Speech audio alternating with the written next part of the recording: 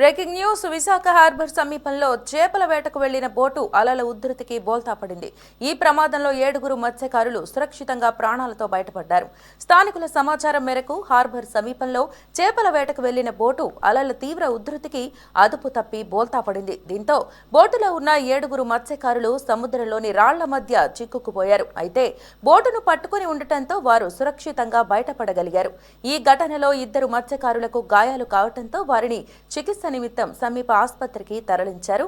వైద్యులు వారికి చికిత్స అందిస్తున్నారు.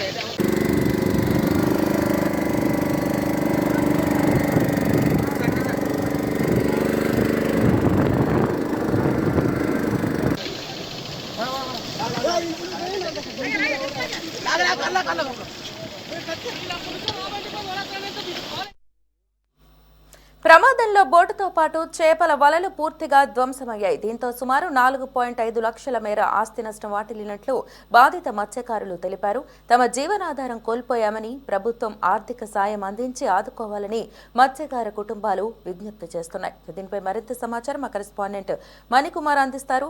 మణి, చెప్పండి, మరి ఘటనపై అప్డేట్స్ ఏంటి? విశాఖలో మరో బోటు ప్రమాదం చోటు చేసుకుంది. విశాఖ హార్బర్ సమీపంలో చేపల వేటకు వెళ్ళినటువంటి బోటు ప్రమాదవశాత్తు అలల తాకిడికి బోతా పడింది. ఈ గతంలో అంటే బోటు బోతా పడిన గతంలో ఆ సమయంలో బోట్లో 7గురు మత్స్యకారులు ఉన్నట్లుగా తెలుస్తోంది. అయితే వారందరూ కూడా సురక్షితంగా ప్రాణాలతో బయటపడ్డారు. అక్కడ స్థానికులు చెప్పిన వివరాల ప్రకారం చూస్తే బోటు హార్బర్ సమీపంలో చేపల వేటకు వెళ్ళింది.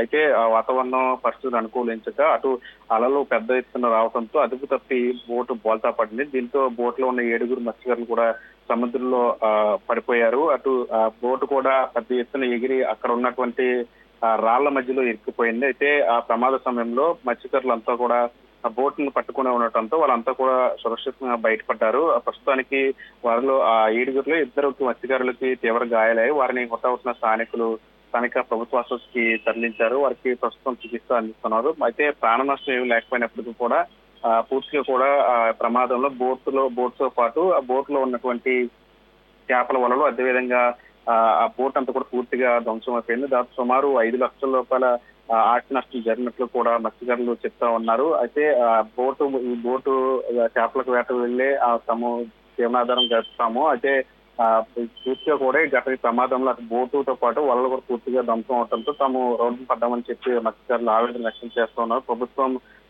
ఆదుకుని వాళ్ళకి ఆర్థిక సాయం అందించాలని చెప్పి మత్స్యకారులు కోరుతూ ఉన్నారు. ఈ ఘటనకు సంబంధించి ఈ రోజు ఉదయం జరిగిన ఘటనలో బోటు బోల్తా ఘటనలో 7గురు మత్స్యకారులు పూర్తిగా కూడా సురక్షితంగా బయటపడ్డారు. అయితే ప్రమాదంలో ఎటువంటి ప్రాణ నష్టం లేనప్పుడు కూడా సుమారు 5 లక్షల రూపాయల ఆస్తి నష్టం జరిగినట్లు కూడా మనకి తెలుస్తోంది.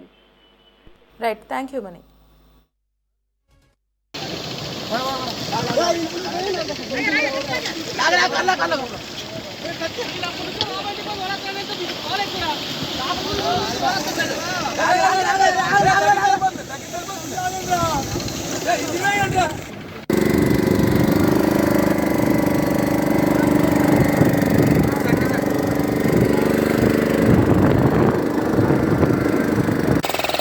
Kering.